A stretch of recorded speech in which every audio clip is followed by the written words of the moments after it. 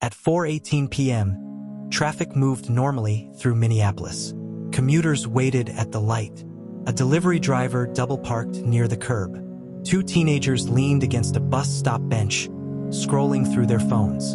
And then three unmarked SUVs rolled in. They didn't use sirens. They didn't flash lights. They boxed in a gray sedan from three angles: front, rear, driver's side, sealing it in with mechanical precision. Within seconds, doors flew open. Agents from U.S. Immigration and Customs Enforcement stepped out wearing tactical vests, badges hanging from chains around their necks. Guns were drawn. Someone across the street hit record. No one knew yet that those 27 seconds of footage would be replayed millions of times. The gray sedan had reportedly been on ICE's radar as part of an ongoing enforcement operation. Officials would later describe it as a targeted action. But in that moment, on that street, none of that context was visible. What was visible was fear. Witnesses described the driver raising his hands. Some say the car rolled slightly forward. Others insist it never moved at all. The phone camera shakes violently as shouting erupts. "Step out! Step out now!" A woman's voice screams from somewhere off-screen. "He didn't do anything." The audio distorts. Then three sharp cracks. The sedan lurches. The camera tilts downward as the person filming gasps. Silence. Then chaos. Within 20 minutes, the clip was uploaded to social media. Within an hour, it had over 100,000 views. By sunset, it was everywhere. Different angles began appearing. A second phone from the sidewalk. A grainy dashboard camera from a rideshare driver stopped behind the SUVs. A nearby business security camera capturing the agents exiting their vehicles. Each video told part of the story. None told the whole story. In one clip, the sedan appears to inch forward. In another, it looks stationary. In one frame, an agent steps backward rapidly. In another, the driver's hands are visible on the steering wheel. People began slowing the footage frame by frame, zooming in, arguing in comment sections. Was it self-defense? Was it excessive force? Was it a misunderstanding that spiraled out of control? The questions spread faster than the facts. That evening, ICE released a short statement. During a lawful enforcement operation, agents encountered a vehicle that posed an immediate threat. An agent discharged their firearm in self-defense. The incident is under review. No name, no body camera footage, no detailed timeline. For many, it wasn't enough. By midnight, protesters had gathered at the intersection where the shooting occurred. Candles flickered on the sidewalk. Someone taped printed screenshots of the video to a street sign. The crowd grew. Chants started low and uncertain, then built into something louder. By 1 a.m., local police officers arrived to manage traffic and separate protesters from the roadway. The footage kept spreading. By the next morning, two sharply different versions of events had formed. In one version, federal officials suggested the vehicle moved toward an agent, creating a split-second life-or-death decision. Law enforcement analysts emphasized how quickly a car can become a weapon. They discussed reaction time, distance, and the human instinct to survive. 2 seconds, one former officer said during a televised interview. That's all it takes.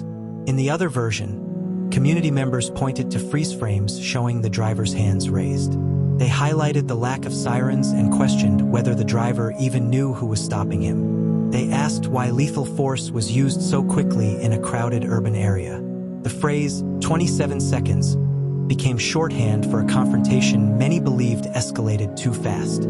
By noon, national outlets picked up the story. Reporters replayed the footage on split screens, circling blurred details with red arrows.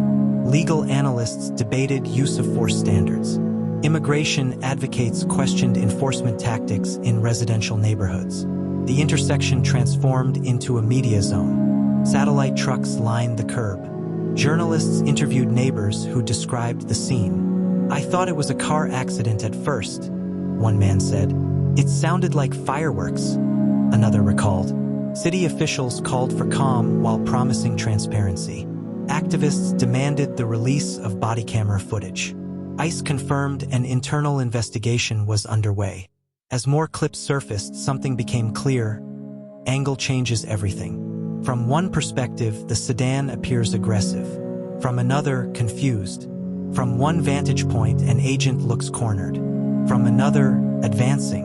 Experts explained how lens distortion and frame rate can alter perception. Social media users slowed the clip to 1/4 speed, arguing that the vehicle's movement was minimal.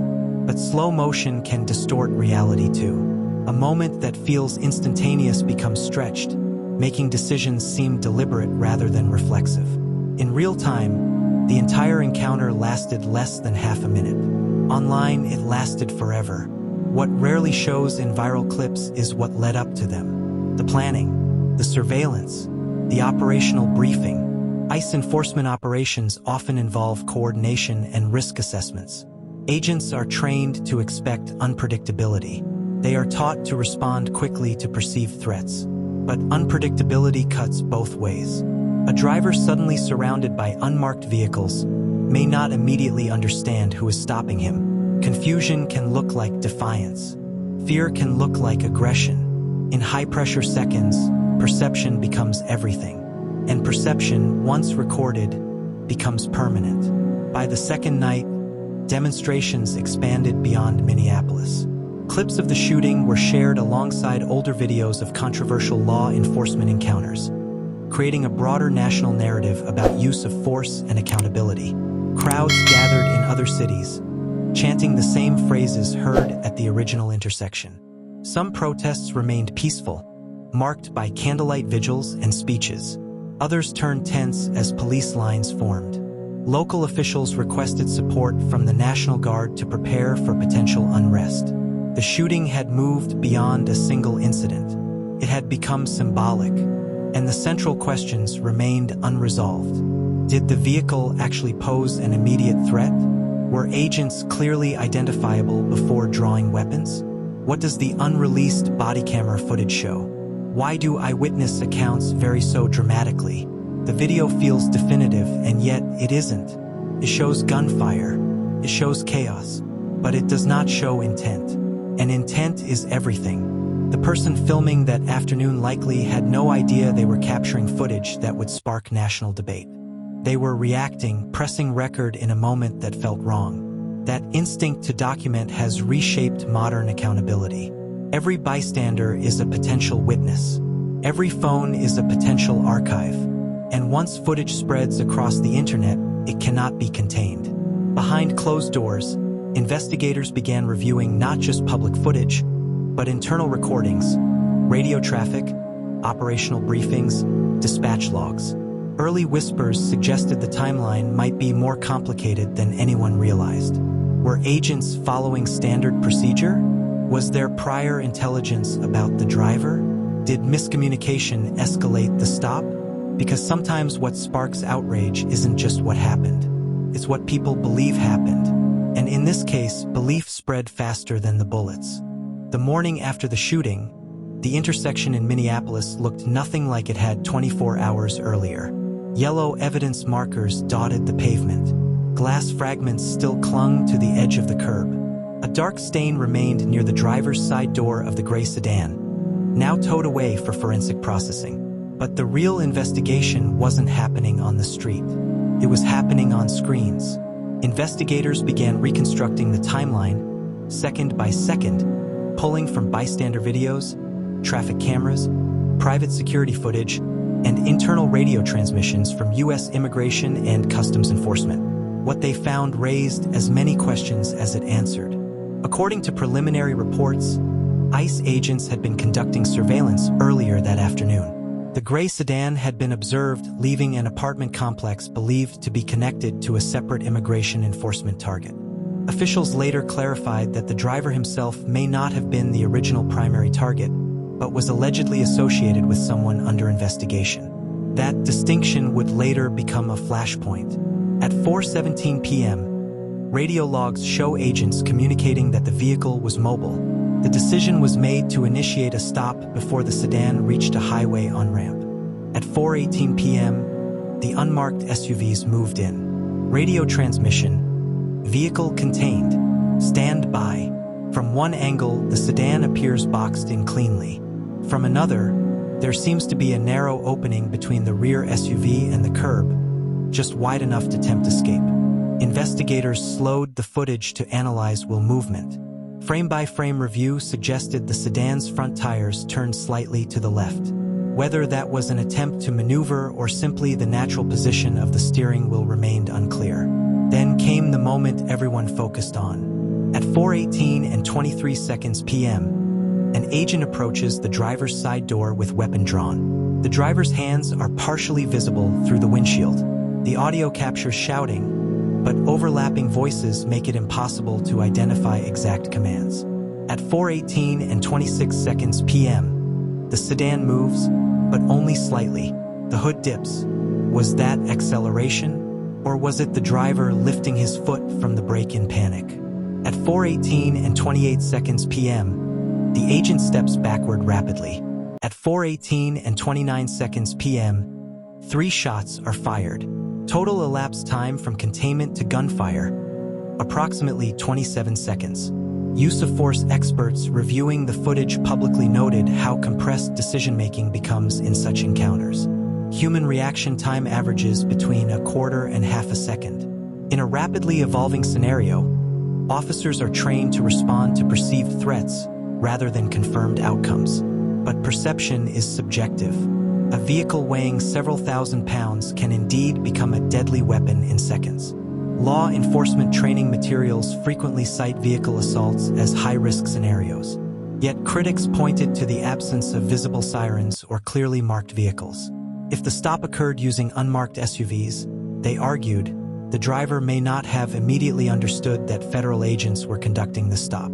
In interviews conducted later that day, witnesses described confusion. "I didn't even know they were officers at first," one bystander said. "I thought it was a carjacking." Another said, "They came out so fast. Guns were already up." The body camera footage remained unreleased, pending investigation. That absence became its own controversy. Legal analysts explained that federal investigations involving use of force typically involve internal review by the agency and, in some cases, coordination with the Department of Justice. The process can take weeks or months, but in the age of viral video, weeks feel like years. Meanwhile, digital investigators, ordinary social media users, began dissecting the clips in real time. Some enhanced brightness levels to try to see inside the windshield. Others stabilized shaky footage to track vehicle movement precisely. One slowed version suggested the car rolled no more than a few inches. Another argued the front bumper crossed an invisible line near the agent's position. Both interpretations gained traction. By the afternoon, city officials confirmed they had requested cooperation from federal authorities to review all available footage. Community leaders demanded transparency and an independent review. Protests intensified outside federal buildings. Chants shifted from general outrage to specific demands. Release the footage, release the name, release the full timeline. Inside federal offices, investigators compared radio timestamps with video frames. They examined whether commands were issued clearly and whether identification protocols were followed. One internal question reportedly under review: were agents wearing clearly visible markings identifying them as federal officers before weapons were drawn? Another: was there an alternative tactical option available, such as blocking from a greater distance or using marked vehicles? These were not simple questions. They involved training doctrine, risk calculations, and real-time human judgment under stress. By evening, a new detail surfaced.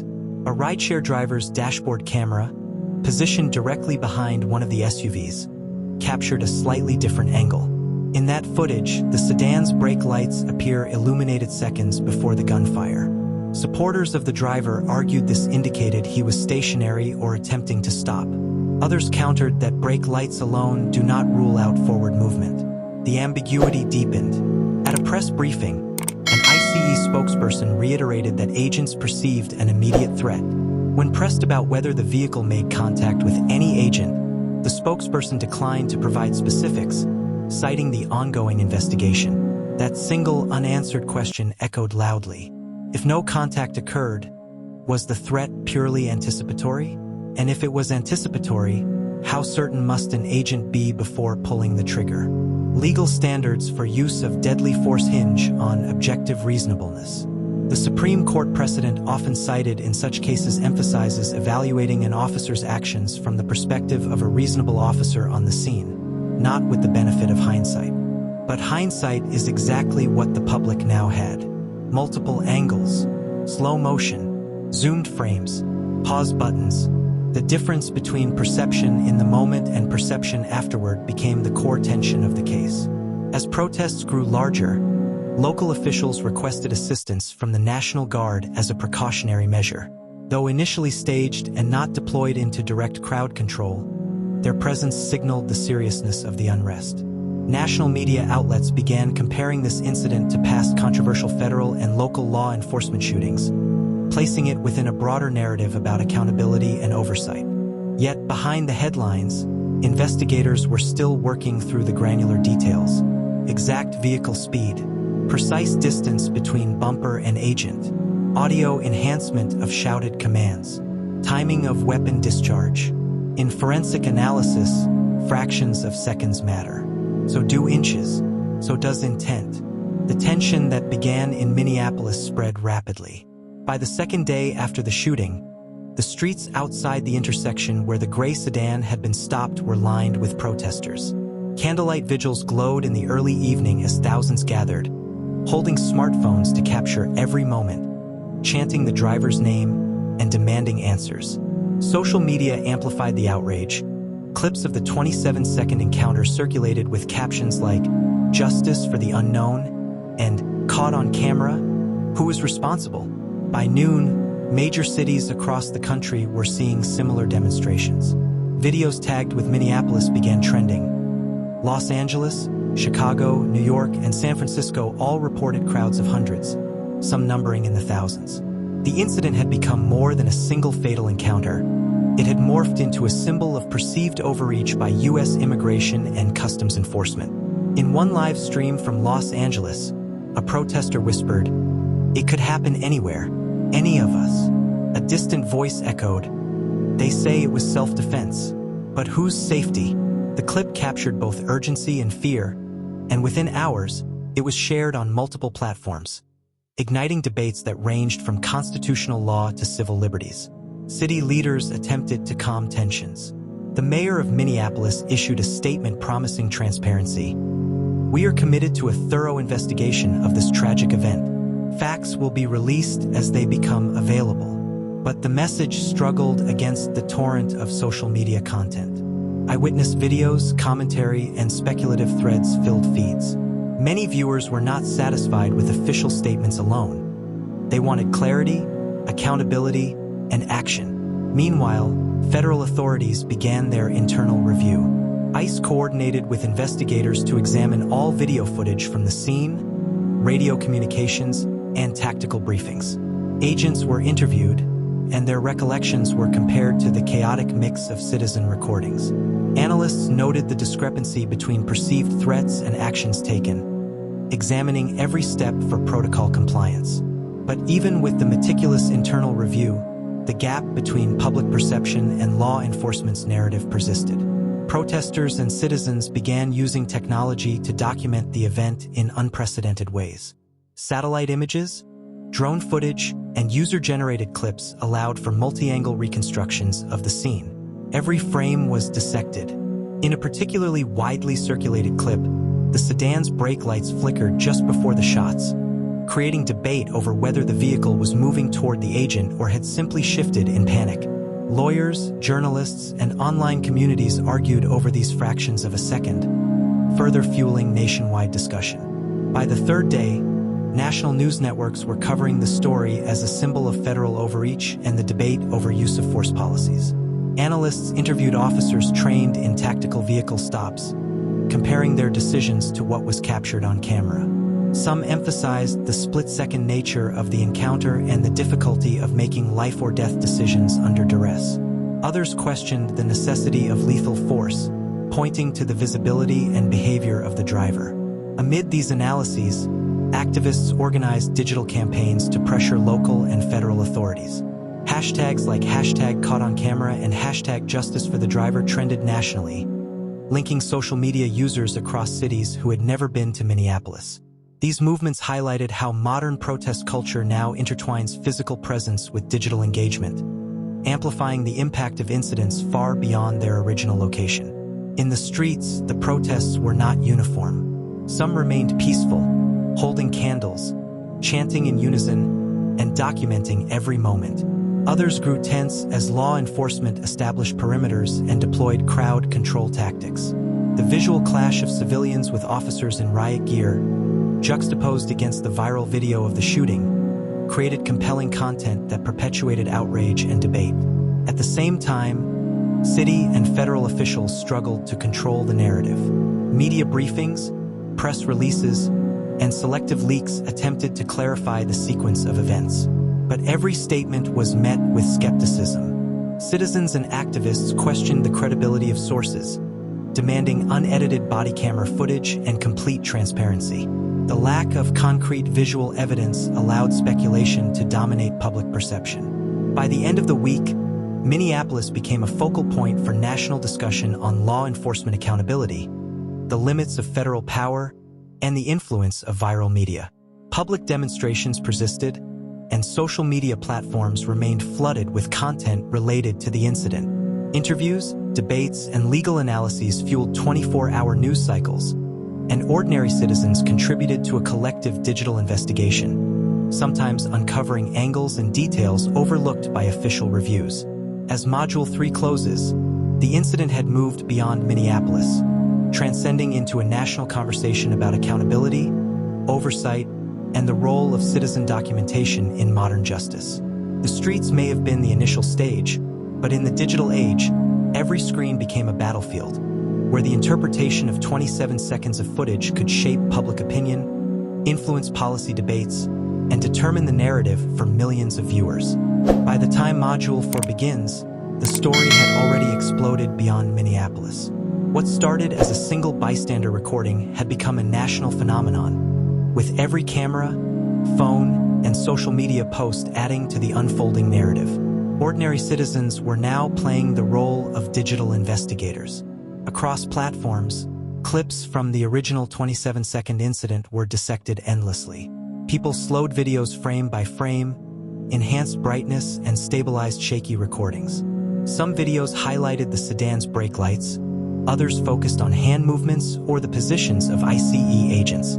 Every subtle detail was analyzed, annotated, and shared in comment sections, creating digital conversations that spread faster than any official report could keep up with. One Reddit thread gained traction within hours. A user wrote, "Look closely at 4 hours, 18 minutes, and 27 seconds. His hands are up, but the SUV moves closer. Timing matters." Another countered, "But the car's front wheels are angled, maybe preparing to flee. The agent had no choice." These microanalyses went viral themselves, appearing on TikTok compilations and Twitter threads, giving the public a sense of being part of the investigation. News organizations began monitoring these digital discussions. They reported on every new angle, creating a feedback loop. Social media amplifies news legitimizes social media findings, and citizens contribute more content.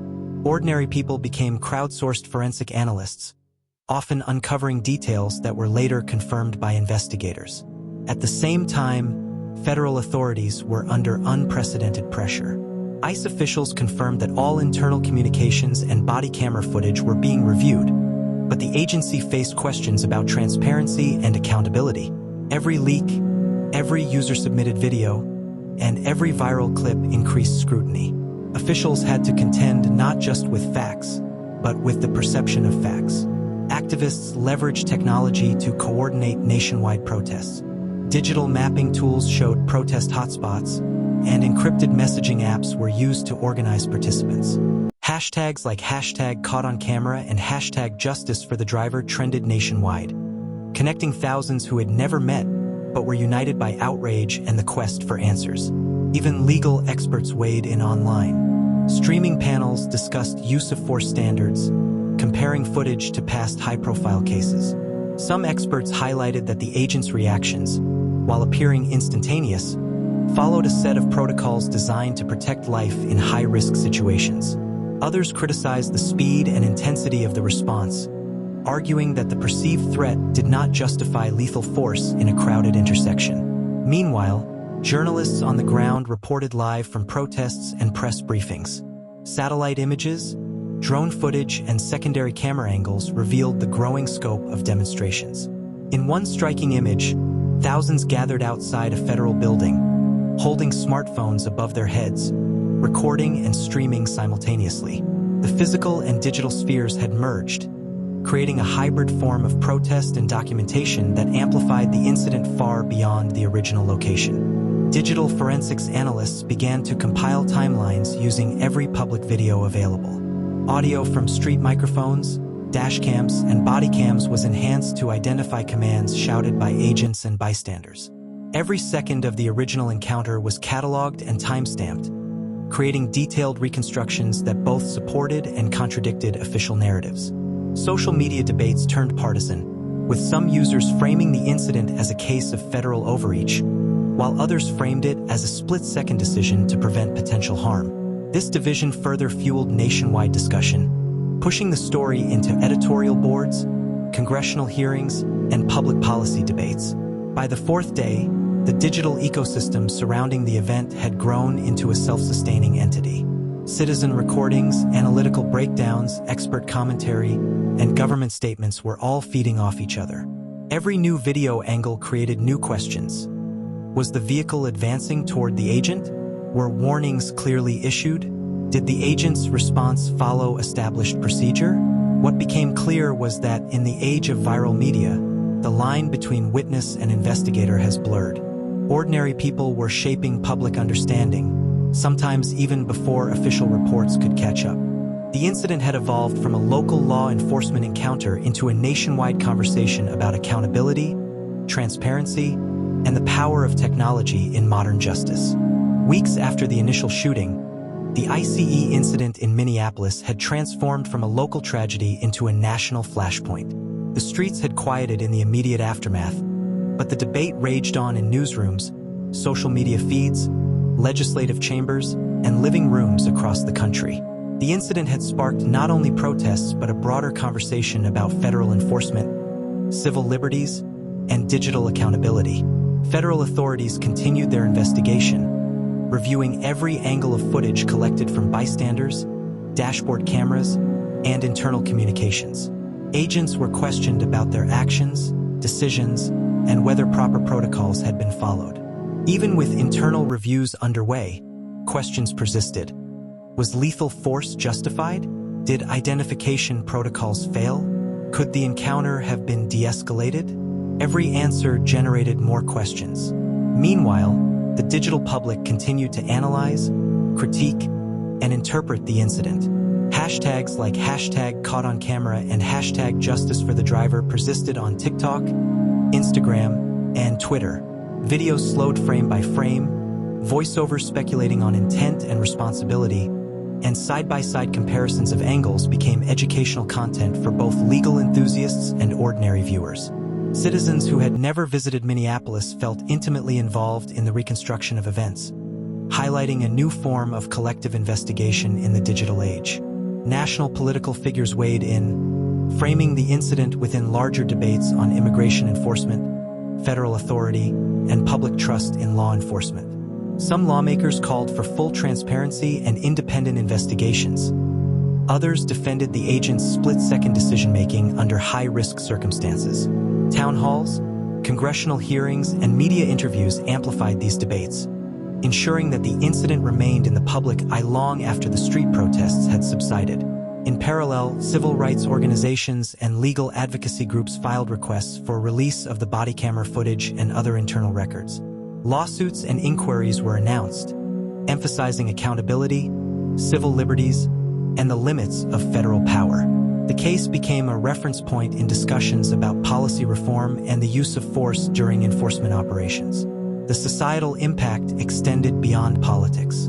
Media literacy and digital forensics became critical skills for the public attempting to interpret the footage. Citizen analysts uploaded detailed breakdowns, exploring vehicle movement, agent positioning, and timing of events. Every second of the original 27-second encounter was scrutinized to understand whether perceptions of threat aligned with reality. The incident demonstrated the power of viral footage to shape public perception, influence policy debates, and pressure institutions into accountability. By now, the ICE incident had taken on symbolic weight. Protesters, digital activists, and advocacy groups leveraged the story as a lens for systemic critique, highlighting disparities in law enforcement treatment and advocating for reform. Communities outside Minneapolis began adopting similar tactics, using smartphones and social media to document interactions with law enforcement and amplify their voice. Experts emphasized that the case highlighted a broader phenomenon. In a world where every citizen carries a recording device, authority and accountability are increasingly mediated by public documentation.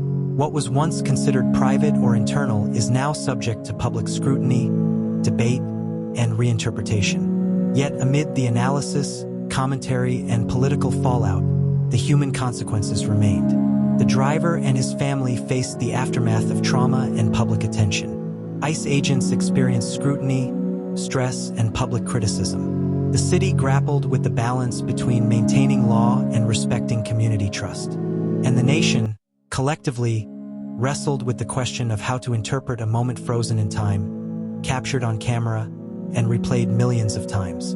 As Module 5 closes, the incident is both resolved and unresolved.